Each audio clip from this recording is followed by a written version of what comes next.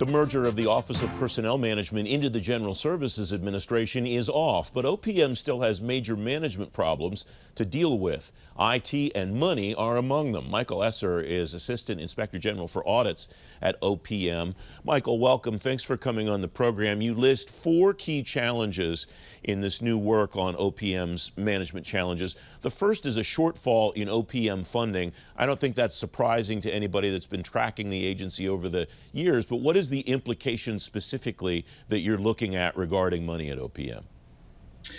So first of all, thanks for having me, Francis. The shortfall in funding that we identified is related partially to the transfer of the background investigations function from OPM to DOD in FY20.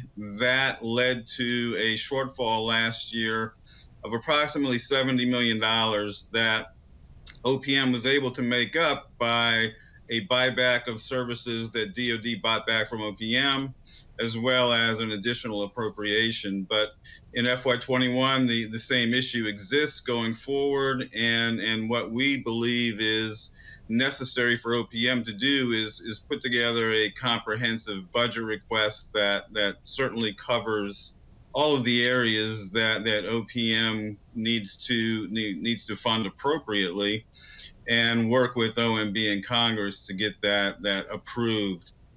The part that relates to the GSA merger that you mentioned is a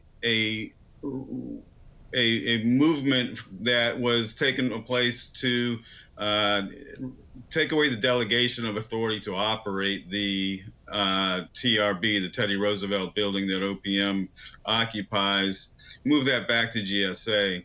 Now, if there was going to be a merger, that might have made sense, but without a merger, what that does is creates a problem in funding because of the costs of eliminating that delegation related to the need to eliminate some of the contracts that are in place. And if GSA takes over the building, the estimate is that there's going to be an increase in annual costs of about $4 million a year. So there's, it's not a done deal. It's been extended for a year, but it's something that we're keeping our eye on. The second item on your list, Mike, is the financial integrity of OPM's trust fund. Is there a connection there between the trust funds and the overall budget issues at OPM, or are they running on separate tracks? Oh, there's certainly some connection, because there's areas of that trust fund management that OPM is responsible for that OPM has projects that they would like to implement, put in place, that they can't because of funding. One example of that would be an issue related to the eligibility of enrollees in the FEHBP. There are fraudulent instances that we've identified of ineligible enrollees, and it's certainly an issue because of the process that's used for enrolling. There's self-certification of marriage and children and so forth. A central enrollment system would be a much improved process over what is in place now. OPM has a plan to do that.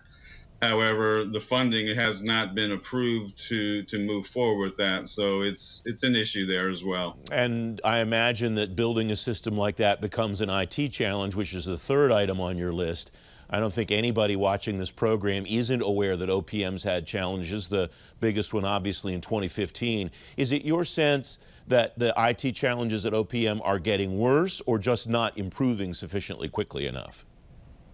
No, we don't think they're getting worse. I mean, I think since the breaches in 2015, there's certainly been significant movement forward and progress in securing data at OPM and improving the processes that are used over IT security. So that's been a good thing that's happened at OPM.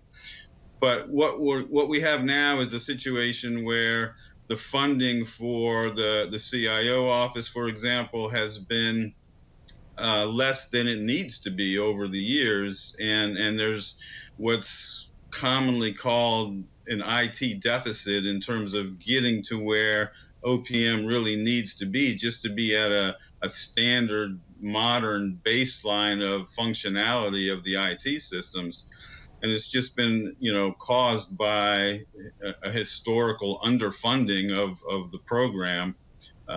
So that affects not only the CIO office in terms of projects that need to be implemented at OPM, staffing in the CIO office, but also projects in other OPM programs, such as the retirement program that is working a lot of their processes on legacy systems that are very old.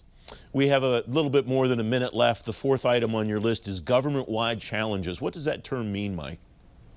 Well, we kind of use that to just identify challenges that OPM is responsible for, but really impact agencies across government. And one of the challenges that we list in this year's report is identifying the skills gap and moving forward to mitigate skills gaps in key function areas across government.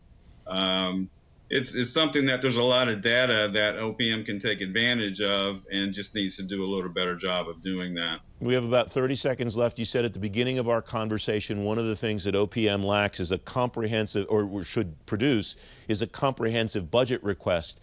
And I wonder if you mean to say that they don't have one now, and that's why they need one. Well, I think they just need to do a little better job of planning ahead. For example, the funding shortfall that hit when NBIB, the background investigations function, moved to DOD, seemed to be something that OPM wasn't totally ready to address with OMB and Congress. Mike Esser, thank you very much for joining me. It's great to have you on the program. Thank you.